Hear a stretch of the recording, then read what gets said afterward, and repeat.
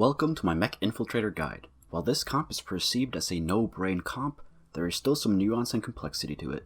We will go over the build, what items you make, what you do before level 6, what you do at level 6, 7, and 8, how to play mech when you get contested, positioning, and then we finish off talking about the different galaxies. Before we start, I want to give a shout out to Robin Songs, who's currently rank 13 and 16. He helped me answer some questions about this comp, and his Twitch will be linked down in the description, so definitely go check him out. The build is very linear, and nothing can be changed at level 6. You will always have Fizz, Annie, and Rumble to turn into the mech, and you will always have Kaisa, Kha'Zix, and Shaco as your 3 infiltrators. At level 7, you add in Lux most of the time, and at level 8 you add in Kale most of the time. Sometimes you add in either MF, Ziggs, GP, or Echo instead. We will talk more about what to specifically add in at level 7 and 8 later.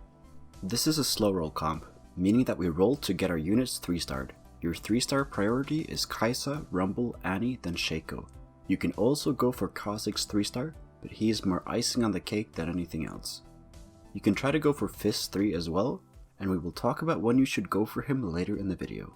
A problem you might run into when playing mech is that you only have 9 slots on your bench, and you want to 3-star 5 different units. You will need 15 bench slots in some extreme scenarios to do this. This means that sometimes you won't have the space to hold all the units you want to. As mentioned earlier, you have a 3-star priority, meaning that some champions are more important to get 3-star than others. So if you need bench space, first sell Kha'Zix, then Shaco, then Annie. The only time this differs is, for example, if you have 7 or 8 Annies and you only have 4 Kaisas. In this situation, you're so far off Kaisa 3 that you want to sell her and try to go for Annie 3-star instead. Once you have bench space, start picking up Kaisas again. The only exception to this rule is Kha'Zix.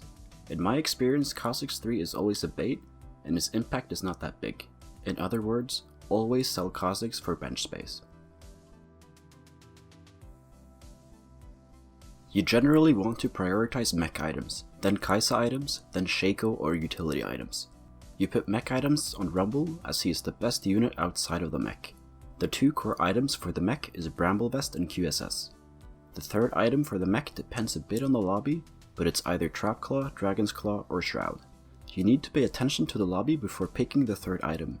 Trap Claw is really good versus Jinx, Irelia, Kale, and MF. Reason being that their abilities pop the Trap Claw, causing them to get stunned. Once the mech is dead, the Trap Claw will be active again on the pilot holding the item. Getting the enemy carry stunned for 4 seconds towards the end of the fight will lead you to clutching a lot of close fights.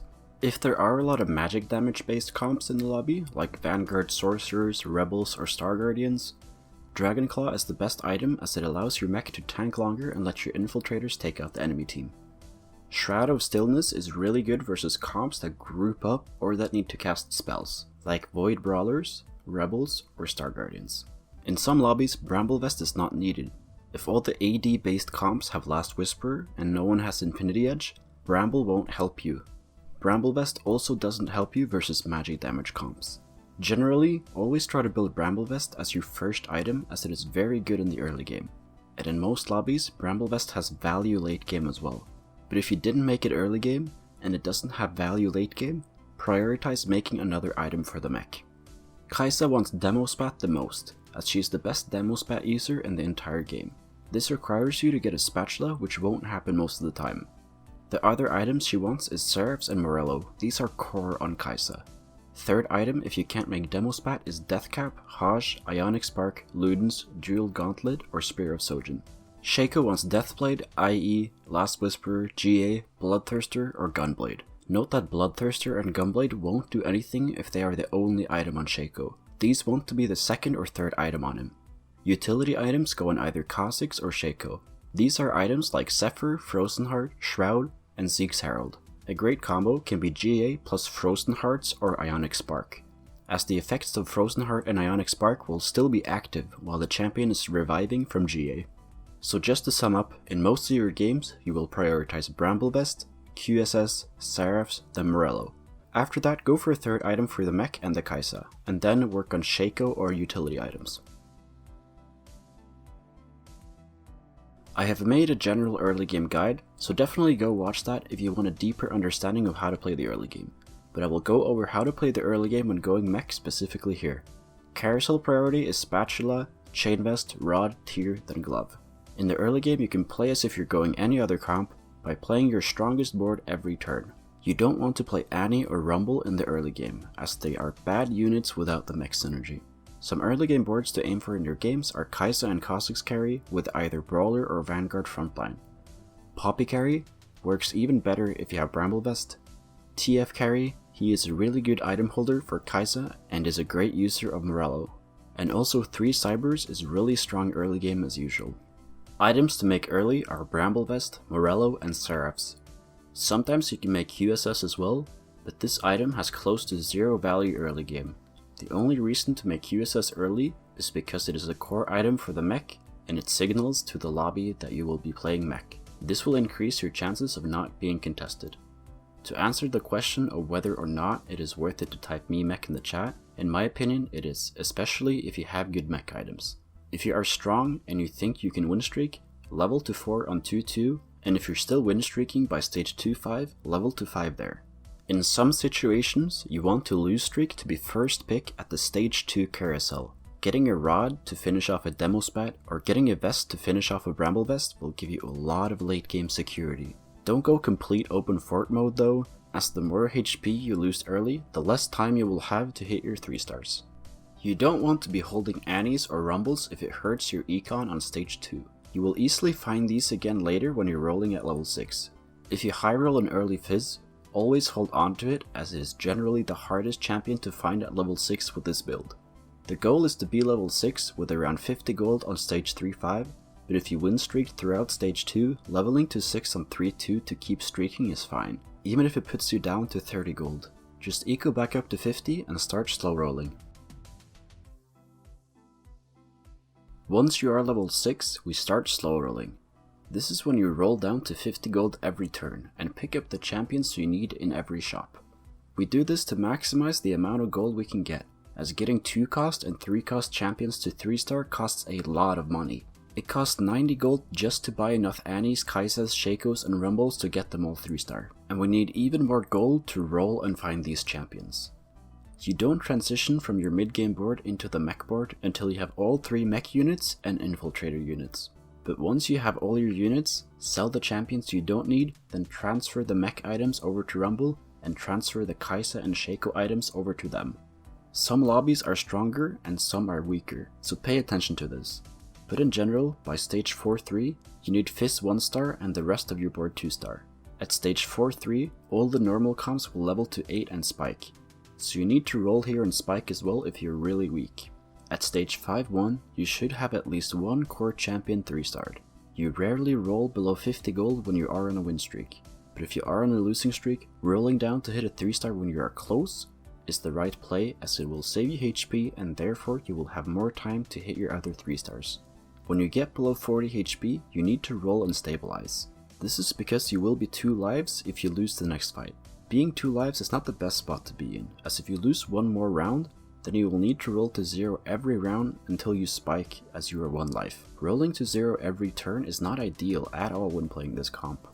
You go to level 7 when you have Kai'Sa 3-star and you are close to Annie 3-star, meaning you are missing 3 or less.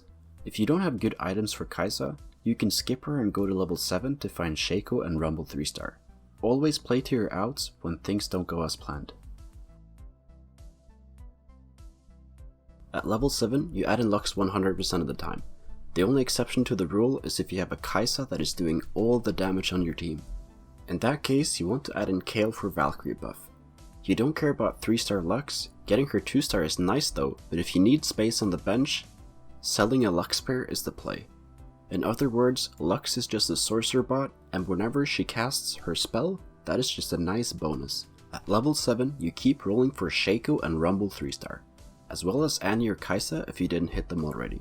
If you are far off Shaco or Rumble, going to level 8 is fine, as you still want to get stronger and the odds for 3 costs in your shop stay the same for level 8. At level 8, what you add in depends on the lobby. If you need more damage, put in Kale or MF for Valkyrie buff. If you're playing against a bunched up teams like Rebels or Void Brawlers, put in Sigs or GP for Demolitionist. If you find an Infiltrator spatula, Add in Echo for 6 Infiltrators. MF always replaces Kale if you can find her, and Echo replaces Kha'Zix if he is not 3-starred. Echo 1 is better than Kha'Zix 2-star, as Echo's ult can stop MF, Vel'Koz, and Xerath ults. If you did not put in Lux at level 7, then you always put her in at level 8. At level 8, you keep slow rolling to hit all your 3-stars if you have not already. Here you can also start picking up Fizz if nobody else is running him. Getting Fizz 3-star is hard, but if you do, the Mech ultimate will one-shot any units in range as long as Annie and Rumble are also 3-starred. If someone else is running Fizz, then go to level 9 as you will not be able to 3-star him. But most of the time, the game will be over at level 8. If you get contested, the game plan changes a bit. Now it turns into which mech player survives the longest. This is because when the other mech player dies, the mech units he bought gets put back into the pool, which allows you to hit 3-stars. Just know that this comp can only support one player, so if somebody contests you, you will hold hands and place bottom 4 together. If you're considering contesting mech, you need both better items than the other guy as well as more health than him. At stage 4-1, you roll down to 2-star everything except Fizz. From here you eco back up to 50 gold and slow roll. Scouting the other mech player is crucial as you need to constantly check how close he is to hitting 3-stars. You have 4 options when playing contested mech. Option 1. If he is really close to Annie Kai'Sa and you have almost none, skip level 6 and go to level 7 to find Shaco and Rumble 3-star. Option 2. If your opponent is close to Rumble and Shaco but far off Annie and Kai'Sa, then you have to get Kai'Sa and Annie at level 6. Option 3. When the opponent is really close to all 4 and you are far off all of them, go fast 8 and play with everything 2-starred. Option 4. When both players are close to the same units, roll it down before the opponent and hit the 3-stars before he does. All in all, know that when playing contested mech, you should be playing the game expecting to get bottom 4, so I personally never play mech unless I know I am uncontested.